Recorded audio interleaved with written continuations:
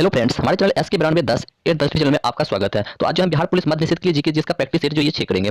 इससे पहले जो है हमारा 5 प्रैक्टिस सेट हो चुका है। यदि वो वाला प्रैक्टिस सेट नहीं देखे हैं तो वीडियो के डिस्क्रिप्शन में टेलीग्राम का लिंक दिया गया है, वहां से जुड़िए और पिछले सभी वीडियो को देखिए। हम वही प्रश्न करवाए हैं जो कि किसी न किसी एग्जाम में जो है पूछा हुआ प्रश्न है, जो कि आगे भी पूछने की ज्यादा से ज्यादा संभावना बनती है। और आपको ये भी पता होना चाहिए कि बिहार पुलिस मध्य निषेध के लिए डेली यानी कि 9 बजे रात में 9 बजे रात में जो एक वीडियो अपलोड किया जाता है बिल्कुल फ्री यूट्यूब पर, ठीक है। तो जाइए रोज जुड़िए और एक वीडियो डेली देखिए। हम वही प्रश्न करवाते हैं जो कि बहुत बहुत क्या इंपॉर्टेंट प्रश्न है, जो कि किसी न किसी एग्जाम में जो है पूछा हुआ प्रश्न है, ठीक है। इसलिए जाइए और 9 बजे रात में डेली जुड़िए और प्रैक्टिस सेट लगाइए। तो चलिए प्रैक्टिस सेट को स्टार्ट करते हैं। और एक बात और हम बता देना चाहते हैं कि आपका एग्जाम जो है बहुत जल्द होने वाला है। आपका एग्जाम जो है बिहार पुलिस मध्य निषेध का लिए जो है इसका बहुत जल्द होने वाला है। कहने का मतलब जो है ये 7 मई को आपका एग्जाम होने वाला है, ठीक है। बिहार पुलिस मध्य निषेध के लिए जो है एग्जाम जो है आपका 7 मई 2023 को होने वाला है। जैसा कि आपको यह भी पता होना चाहिए कि बिहार पुलिस मध्य निषेध में यदि ज़्यादा से ज़्यादा स्कोर करना है तो आपको सबसे ज़्यादा जो है जीके जीएस पर फोकस करना पड़ेगा, ठीक है। और जिसमें से 80% मार्क्स जो है आपका जीके जीएस से ही आने वाला है, ठीक है। इसलिए डेली यानी कि हम जो है 9 बजे रात में एक वीडियो जो है यूट्यूब पर अपलोड करते हैं। और यदि चैनल से नहीं जुड़े हैं तो जुड़िए और सब्सक्राइब करके बेल आइकन को प्रेस कर लीजिए, ताकि बिहार पुलिस के रिलेटेड कोई भी अपडेट सबसे पहले जो है आप तक पहुंच जाएगा। तो हाँ, तो 9 बजे डेली अपना जुड़िए और एक वीडियो देखिए। हम वही प्रश्न करवाते हैं जो कि बहुत बहुत इंपॉर्टेंट प्रश्न है। तो चलिए प्रश्न को बिना देरी करते हुए स्टार्ट करते हैं। तो चलिए, और हाँ, यदि किसी प्रश्न का आंसर यदि आप पहले से जानते हैं तो उसका आंसर जो आप कमेंट बॉक्स में कर सकते हैं। और यदि ऐसा भी कोई प्रश्न होगा जो आपको समझ में नहीं आया हो तो और जो हमसे कमेंट के माध्यम से जो हमसे पूछ सकते हैं, हम उसका रिप्लाई देने की कोशिश करेंगे। तो चलिए प्रश्न को स्टार्ट कीजिए। तो प्रश्न नंबर 1 है कि त्रिबंध वाले हाइड्रोकार्बन का सामान्य अणुसूत्र क्या है। त्रिबंध वाले हाइड्रोकार्बन का जो है सामान्य अणुसूत्र जो है ये क्या है। देखो ये CnH2n होता है। क्या होता है? CnH2n माइनस का 2 होता है। देखो ये त्रिबंध क्या बोल रहा है, त्रिबंध कहने का मतलब त्रि का मतलब क्या हुआ, यानी कि हाइड्रो, यानी कि हाइड्रोजन प्लस कार्बन से मिलकर ये क्या बना है, हाइड्रोकार्बन बना है, ठीक है। जबकि हाइड्रोकार्बन क्या है, ये जो एल्काइन ग्रुप का एक क्या है मतलब रूप है। किसका रूप है? तो ये एल्काइन ग्रुप का रूप है। कहने का मतलब यदि एल्काइन ग्रुप का भी फॉर्मूला पूछे तो ये CnH2n माइनस का 2 हो जाएगा। वही पूछेगा एल्केन ग्रुप का फॉर्मूला क्या होता है, तो एल्केन ग्रुप का फॉर्मूला होता है CnH2n प्लस का 2 होता है। और एल्केन ग्रुप का फॉर्मूला जो होता है वो CnH2n होता है। तो ये सभी फैक्ट को याद रखना है। चलिए देखते हैं अगला प्रश्न को। चलिए अगला प्रश्न कीजिए। 2 नंबर की हाइड्रोजन क्लोराइड यानी कि गैस का नाम नमक का संत जो किस वैज्ञानिक ने रखा है। यानी कि हाइड्रोजन क्लोराइड गैस का नाम जो है किस वैज्ञानिक ने जो है रखा है। देखो ये जो ग्लोबल क्या है, एक ग्लोबल वैज्ञानिक ने जो है इसका नाम रखा है। किसने रखा है? ये जो ग्लोबल वैज्ञानिक ने इसका नाम रखा है। जबकि जबकि हम बात करें कि HCI, ठीक है, HCI के बहुत सारे नाम होते हैं, जैसे न्यूटेरिक अम्ल, एस्पिरेंट ऑफ साल्ट, जैसे क्लोराइड्रिक अम्ल हो जाएगा, ठीक है। तो इस सभी फैक्ट को मतलब जो है याद रखना है। चलिए देखते हैं अगला प्रश्न को। चलिए अगला प्रश्न कीजिए 3 नंबर कि लेक्रांसी सेल में यानी कि इलेक्ट्रोलाइट उपयोग में लाया जाता है। यानी कि इलेक्ट्रोलाइट में जो किसका प्रयोग किया जाता है।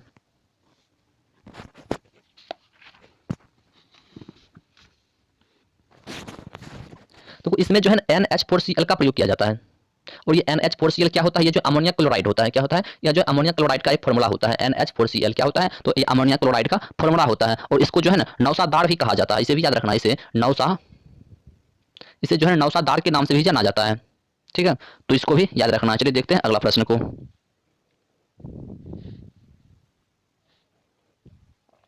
चलिए अगला प्रश्न है 4 नंबर कि फेनोल्फथेलिन का उदासीन माध्यम में रंग क्या होता है। फेनोल्फथेलिन का उदासीन माध्यम में जो है रंग क्या होता है। तो उसका रंग जो है गुलाबी होता है, ठीक है। क्या होता है? तो उसका रंग जो है गुलाबी होता है। और यह मतलब इसका जो है ना क्षारीय माध्यम में भी रंग गुलाबी होता है, इसे भी याद रखना है। और यह एसिटिक माध्यम में यानी कि रंगीन होता है, जबकि क्षारीय माध्यम में क्या होता है, गुलाबी होता है। ठीक है। और इसका अम्लीय माध्यम में रंग गुलाबी लाल और क्षारीय माध्यम में पीला होता है। इसका अम्लीय माध्यम में रंग यदि पूछेगा तो गुलाबी और लाल, जबकि क्षारीय माध्यम में जो इसका रंग क्या होता है, पीला होता है। तो इसे भी याद रखना। चलिए देखते हैं अगला प्रश्न। अगला प्रश्न है 5 नंबर की एक प्रोटॉन तथा एक इलेक्ट्रॉन को एक दूसरे के समीप लाने पर, ठीक है, उनकी स्थितिज ऊर्जा में क्या प्रभाव पड़ेगा। एक प्रोटॉन है और एक इलेक्ट्रॉन है, एक दूसरे के समीप यदि हम लाते हैं तो उनकी स्थितिज ऊर्जा में जो क्या मतलब परिवर्तन होगा। तो स्थितिज ऊर्जा किसे कहते हैं? जो मतलब स्थिति के कारण, मतलब स्थिति के कारण जो मतलब ऊर्जा व्यक्त होता है उसी को हम स्थितिज ऊर्जा कहते हैं। मतलब वो अपना स्थिति बदले तब जाकर उसको स्थितिज ऊर्जा कहेंगे। तो बताइए इसमें। देखो ये घट जाएगा। क्या हो जाएगा? स्थितिज ऊर्जा क्या हो जाएगा? घट जाएगा। प्रोटॉन तथा इलेक्ट्रॉन को यदि निकट पर लाएंगे, ठीक है, तो वो दोनों के बीच क्या होगा, मतलब एक आकर्षण बल कार्य करने लगेगा। क्या करेगा? तो उसमें जो है एक आकर्षण बल जो है कार्य करने लगता है, ठीक है। उसमें एक आकर्षण बल कार्य करने जिसके कारण क्या होता है, मतलब कार्य मतलब क्या होता है, मतलब कुछ मतलब निकाय हो जाता है। कहने का मतलब उसकी स्थिति ऊर्जा क्या हो जाएगी, घट जाती है, ठीक है। तो चलिए देखते हैं अगला प्रश्न। चलिए अगला प्रश्न अभी तुरंत हम करवा कर आए हैं, यानी कि ऊपर एक दो प्रश्न ऊपर करवा कर आए हैं, तो बताइए इसका आंसर क्या होगा। यानी कि चिली साल्ट पीटर का रासायनिक नाम क्या है, बताइए। चिली साल्ट पीटर का रासायनिक नाम जो है क्या है। देखो इसका रासायनिक नाम जो होता है ना सोडियम नाइट्रेट होता है, ठीक है, सोडियम नाइट्रेट होता है। और आपको कमेंट बॉक्स में आंसर करना है कि सोडियम नाइट्रेट का मतलब रासायनिक सूत्र क्या होता है। कमेंट में बताना है कि सोडियम नाइट्रेट का रासायनिक सूत्र क्या होता है, ठीक है। इसका जो है आपको कमेंट बॉक्स में बताना है कि इसका रासायनिक सूत्र जो है क्या होने वाला है, ठीक है। जल्दी से बताइए इसका आंसर कमेंट में क्या होगा। तो चलिए देखते हैं अगला प्रश्न को। चलिए अगला प्रश्न कीजिए जो कि 7 नंबर प्रश्न है, ठीक है। बहुत तगड़ा प्रश्न है ना। एसिटिलीन में, ठीक है, मतलब ये जीव तथा बंध की संख्या क्या है इसमें, मतलब बंध की संख्या की बात कर रहा है कि बंध की संख्या इसमें क्या होने वाला है, यानी कि 3 अल्फा 2 पाई क्या हो जाएगा, 3 अल्फा 2 पाई हो जाएगा। देखो एसिटिलीन जो होता है ना खाली युक्त मतलब ज्वाला में क्या होता है, जलता है, इसीलिए, ठीक है। ब्रोमीन, जैसे ब्रोमीन के जलीय विलयन से क्या होता है एसिटिलीन मतलब गुजरने से क्या होता है, गुजरने पर वह जो रंगीन मतलब कर देता है, ठीक है। इसे भी याद रखना है। चलिए देखते हैं अगला प्रश्न। चलिए अगला प्रश्न जो कि अभी तुरंत करवा कर आए हैं, बताइए क्या होने वाला है इसका आंसर। कि नौसादार का रासायनिक नाम क्या है, अभी तुरंत बताएं।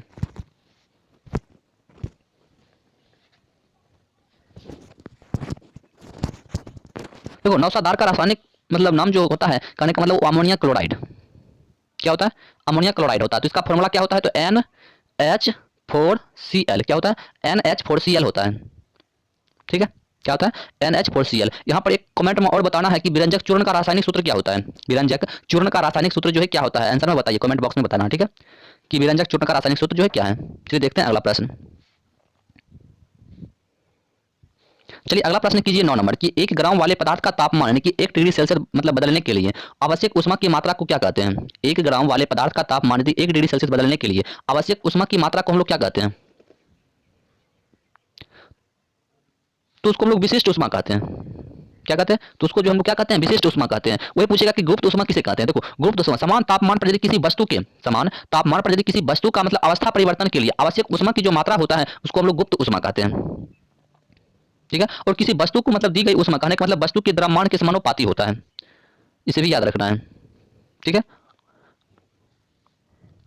और ये ऊर्जा जो होता है ना कार्य करने की क्षमता जो होता है उसी को हम लोग ऊर्जा कहते हैं, ठीक है। तो चलिए देखते हैं अगला प्रश्न।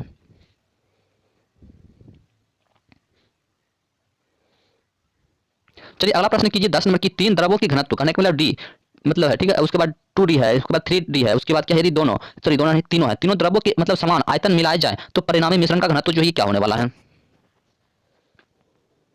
देखो हम लोग आयतन के लिए क्या जानते हैं कि आयतन के लिए यानी कि V हो जाएगा, क्या V हो जाएगा, हाँ हो जाएगा। तो परिणामी घनत्व के लिए हम लोग फॉर्मूला क्या जानते हैं, यानी कि यहाँ पर क्या हो जाएगा V D टोटल, ठीक है, सॉरी प्लस, ठीक है, प्लस उसके बाद फिर V हो जाएगा, उसके बाद इंटू फिर 2D फिर क्या हो जाएगा, तो V हो जाएगा प्लस का V, ठीक है, उसके बाद गुणे का 3D टोटल का बटे कर लेंगे, ठीक है। V प्लस का V क्या बार V है यानी कि V प्लस का V यानी कि 3 बार, ठीक है। यहाँ से ये टोटल कितना निकल कर रहा है यानी कि 6dV, कितना निकल कर आएगा 6dV, ठीक है। 6dV बटा में 3V हो जाएगा। तो देखो V से V यदि हम काट देते हैं और 3 से यदि 2 को काट देंगे तो कितना हो जाएगा, तो ये जो है 2D हो जाएगा, ठीक है, 2D हो जाएगा। तो यहाँ पर इसका आंसर क्या होने वाला है, तो यहाँ पर इसका आंसर जो ऑप्शन नंबर सी होने वाला है कि 2D, ठीक है, क्या हो जाएगा 2D हो जाएगा। देखो हम बेर बेर कहते हैं कि यदि आपको ऐसा कोई प्रश्न हो जो आपको समझ में नहीं आया हो तो उसको मतलब जो आप कमेंट के माध्यम से हमसे पूछ सकते हैं, उसका रिप्लाई देखने की मतलब ज़्यादा से ज़्यादा कोशिश करेंगे, ठीक है। तो चलिए देखते हैं अगला प्रश्न को। चलिए अगला प्रश्न कीजिए 11 नंबर की एक युग्म बना होता है कि एक युग्म जो है किससे बना होता है।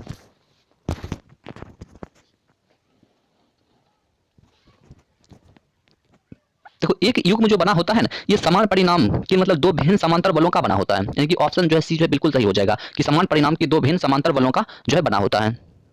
और बल युग्म का मात्रक यदि पूछेगा तो newton metre, newton into metre. बल युग्म का मात्रक क्या होता है, बल युग्म का मात्रक जो होता है वो न्यूटन मीटर होता है, ठीक है। और बल युग्म जैसे कि किसी भी मतलब कहने का मतलब किसी एक बल का परिणाम नहीं, ठीक है, और गुणे मतलब दोनों बीच का लंबवत दूरी कहने का मतलब F इंटू का D इसका फॉर्मूला होता है, ठीक है, F इंटू का D, इसे भी याद रखना। चलिए देखते हैं अगला प्रश्न। चलिए अगला प्रश्न बताइए 12 नंबर कि बल विस्थापन ग्राफ के अंतर्गत यानी कि मतलब क्या है क्षेत्र मतलब निम्न देता है यानी कि क्या देता है। देखो बल गुणे विस्थापन क्या होता है, यानी कि बल यानी कि क्या कहते हैं एफ इंटू एस, ठीक है, एफ इंटू एस। ये मतलब किसके लिए मतलब प्रयुक्त होता है? तो ये डब्ल्यू के लिए नहीं होता है।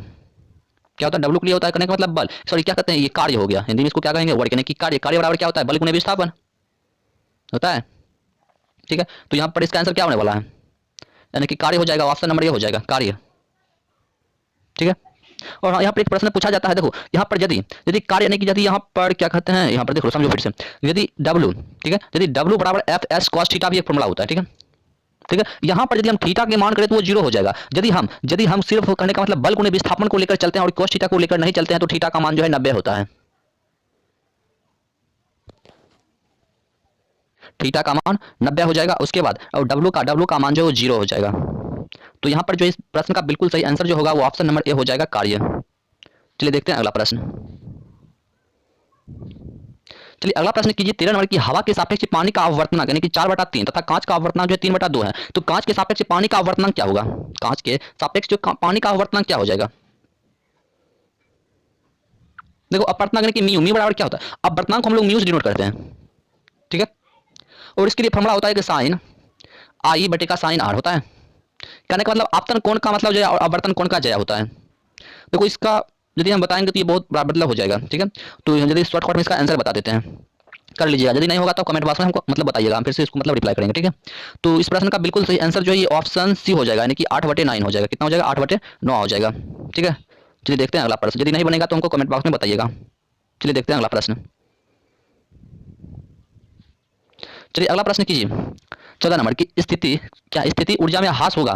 मतलब किससे ह्रास होगा? स्थिति ऊर्जा किसे कहते हैं? स्थिति के कारण जो समय मतलब अपना बदले तो उसी को हम स्थिति ऊर्जा कहेंगे, ठीक है। तो ये डी नंबर हो जाएगा, यानी कि पानी, क्या पानी में वायु के बुलबुले को ऊपर उठाने पर 40 डिग्री, ठीक है। देखो कि पानी में वायु के बुलबुले को ऊपर यदि हम उठाने पर स्थिति ऊर्जा में क्या होता है? ह्रास होता है, ठीक है। यदि कोई बाह्य बल, यदि कोई बाह्य बल यदि कार्यात ना हो तो द्रव में के मतलब बूंद का आकार जो होता है ना, द्रव के तल के तनाव द्वारा मतलब निर्धारित होता है, ठीक है। देखो जैसे कि जैसे साबुन का बुलबुला जो होता है ना वो आंतरिक दाब यानी कि बाह्य दाब से मतलब क्या होता है? अधिक होता है, ठीक है। और जबकि अनेक छोटी छोटी बूंद जो मिलकर एक बड़ी बूंद की मतलब रचना करती है तो उसको हम लोग क्या कहते हैं? ऊर्जा मुक्त होती है। इससे क्या होती है? तो ऊर्जा क्या होती है? पूरा पूरा मुक्त हो जाती है। जबकि स्प्रिंग स्प्रिंग में क्या होता है? संपीड़ित यानी कि वास्तविक मतलब क्या करना मतलब करने का मतलब उसमें स्थिति ऊर्जा संचित हो जाती है, मतलब स्थिति बदल देती है, ठीक है। तो यहाँ पर जो है ये क्या हो जाएगा? तो ऑप्शन नंबर डी हो जाएगा, ठीक है, पानी में वायु के बुलबुले के ऊपर उठाने पर, ठीक है। चलिए देखते हैं अगला प्रश्न। चलिए अगला प्रश्न कीजिए 15 नंबर की, किस स्थिति में प्रकाशीय तंतु यानी कि संचरण में प्रकाश की किरणों का बार बार पूर्ण आंतरिक मतलब क्या करते हैं? आंतरिक परावर्तन होता है। किस स्थिति में मतलब प्रकाशीय तंतु यानी कि संचरण में प्रकाश की किरणों का बार बार क्या होता है? पूर्ण आंतरिक परावर्तन होता है, बार बार होता है। किस स्थिति में होता है? देखो जब आपतन कोण जो है क्रांतिक कोण से ये बड़ा होता है, ठीक है। आपतन कोण जो क्या होता है? क्रांतिक कोण से जो है बड़ा होता है। देखो यदि आपतन कोण की क्या कहते हैं? आपतन कोण की मतलब पाइप, ठीक है, पाइप लेते हैं और अक्ष में यदि आई कोण बनाती है तो उसके संगत का अववर्तन कोण जो वो आर बनाती है। जैसे कि आपको एक मतलब जो है पता होना चाहिए, ठीक है, साइन आई बटे साइन का आर, इस सबको पता होना चाहिए, साइन आई बटे का साइन आर, ये तो सभी को पता होना चाहिए, ठीक है। हाँ, यदि देखो यदि फाइबर मतलब क्या कहते हैं? यदि फाइबर आवरण क्या कहते हैं? अंतर पृष्ठ के लिए यानी कि क्रांतिक कोण यदि हम आई सी कहने का मतलब आई सी लेते हैं तो जाकर मतलब क्या होता है? साइन आई सी के लिए फॉर्मूला होता है 1/2 क्या कहते हैं? माइक्रो मतलब क्या कहते हैं? म्यू हो जाएगा, ठीक है, 1/2 म्यू 1 हो जाएगा, ठीक है। तो चलिए देखते हैं अगला प्रश्न। चलिए अगला प्रश्न कीजिए 16 नंबर कि केल्विन पैमाना पर भाप बिंदु होता है, यानी कि केल्विन पैमाना पर जो भाप बिंदु क्या होता है? देखो केल्विन पर भाप बिंदु होता है वो 373 केल्विन होता है। वही यदि सेंटीग्रेड में पूछेगा तो जाकर के 100 डिग्री हो जाएगा, 100 डिग्री सेंटीग्रेड हो जाएगा। सेंटीग्रेड में पूछेगा तब भाप का क्या हो जाएगा? तो वो 100 डिग्री सेंटीग्रेड हो जाएगा, 100, ठीक है। और एक बात हमेशा याद रखना है कि ये 273 डिग्री जो होता है, ये 273 डिग्री ये इसमें जो है जल, ठोस, गैस, द्रव यानी कि तीनों अवस्था परिवर्तित होता है। इसमें तीनों अवस्था जो है परिवर्तित होता है 273 डिग्री पर, ठीक है। जिसे जल का त्रिक बिंदु भी कहते हैं, ठीक है। ये तीनों जो होता है इसी को त्रिक बिंदु भी कहते हैं, इसे भी याद रखना है, जल का त्रिक बिंदु कहते हैं। तो चलिए देखते हैं अगला प्रश्न को। चलिए अगला प्रश्न कीजिए 17 नंबर की, एक व्यक्ति क्या है? एक व्यक्ति 1 मीटर से अधिक दूरी की वस्तु को मतलब क्या करता है? स्पष्ट नहीं देख सकता है, तो वह प्रीत क्या है? वो किससे मतलब प्रीत है? देखो वो निकट दृष्टि दोष से प्रीत है, इसीलिए वह निकट दृष्टि दोष से क्या है? वो व्यक्ति जो है प्रीत है, तो निकट दृष्टि दोष के लिए मतलब निकट वस्तु की स्पष्ट रूप से क्या करता है, दिखाई देती है, जबकि दूर की वस्तु को नहीं देख पाता है, तो उसको हम लोग निकट दृष्टि दोष कहते हैं। और दूर दृष्टि दोष निकट दृष्टि दोष के निवारण के लिए जो है इसमें जो है ना, इसके निवारण के लिए अवतल लेंस का प्रयोग किया जाता है। ठीक है, अवतल लेंस की चश्मे का जो है प्रयोग किया जाता है निकट दृष्टि दोष के लिए। और दूर दृष्टि दोष के लिए जो है ना उत्तल लेंस का प्रयोग किया जाता है। और जरा दृष्टि दोष के लिए क्या कहते हैं, द्विफॉक्सी लेंस का प्रयोग किया जाता है। ठीक है, तो चलिए देखते हैं अगला प्रश्न को। अगला प्रश्न है कि जब किसी पुष्प का परागण की उसी पौधे के पुष्प के परागक मतलब वर्तिकाग्नि की अस्टिग्मा, ठीक है, अस्टिग्मा मतलब क्या होता है, अंतरित कर दिया जाता है, तो वह तो क्या कहा जाता है उसको, मतलब क्या कहा जाता है ये पूछ रहा है। तो उसको हम लोग क्या कहते हैं, तो उसको जो ना ऑटोगेमी कहा जाता है। ऑप्शन नंबर ए हो जाएगा ऑटोगेमी। क्या हो जाएगा, ऑटोगेमी कहते हैं। चलिए देखते हैं अगला प्रश्न। चलिए अगला प्रश्न जो कि 19-20, ठीक है, 19 और 20 जो कि लास्ट प्रश्न होने वाला है। चलिए बताइए।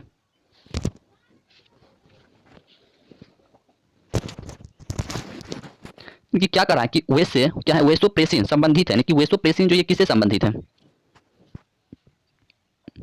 वेसोप्रेसिन किससे संबंधित है, देखो ये मूत्र के मतलब सांद्रण से संबंधित होता है, क्योंकि ऑप्शन नंबर ए हो जाएगा। और यह जो है ना एडीएच क्या होता है, एडीएच होता है। ठीक है, और यह जो है ना क्या कहते हैं, हाइपोथैलेमस मतलब क्या करता है, निष्कर्षित करता है। हाइपोथैलेमस जो है निष्कर्षित मतलब करता है, जो कि रक्त में पहुंचकर मतलब इसका निर्माण करता है रक्त में पहुंचकर। ठीक, तो चलिए देखते हैं अगला प्रश्न। अगला प्रश्न जो कि है कि राइबोसोम्स की संरचना होती है कि राइबोसोम्स की संरचना जो है कैसी होती है, राइबोसोम्स की संरचना जो है ये कैसी होती है। तो इसकी संरचना जो है ना आरएनए तथा प्रोटीन से होती है, आरएनए तथा प्रोटीन से होता है। राइबोसोम की संरचना जो है ये आरएनए और प्रोटीन से होता है। ठीक है, और ये देखो राइबोसोम होता है कि राइबोसोम को जो है प्रोटीन संश्लेषण साइट भी कहा जाता है। राइबोसोम्स को जो है ना इसे क्या कहा जाता है, प्रोटीन संश्लेषण साइट भी कहा जाता है। जबकि राइबोसोम जो है टेनिस यानी कि रॉकेट के समान की संरचना होती है, जो कि एंडोप्लाज्म मतलब क्या कहते हैं, रेटिकुलम्स पर मतलब स्थित रहता है। और राइबोसोम की खोज जो है इसकी खोज पेलाडे ने, किसने किया है, पेलाडे ने। इसकी खोज जो है पेलाडे ने 1955 में किया है। ठीक है, पेलाडे ने 1955 में किया है। और राइबोसोम का मुख्य कार्य होता है कि अमीनो अम्ल के द्वारा यानी कि प्रोटीन संश्लेषण की सहायता करना, अमीनो मतलब प्रोटीन संश्लेषण में क्या करना, सहायता करना होता है। ठीक है, तो आज का वीडियो यहीं पर समाप्त होता है। तो यदि वीडियो अच्छा लगा हो तो दोस्तों को शेयर कीजिए और लाइक कीजिए, और मिलते हैं अगले वीडियो में। तब तक के लिए जय हिंद।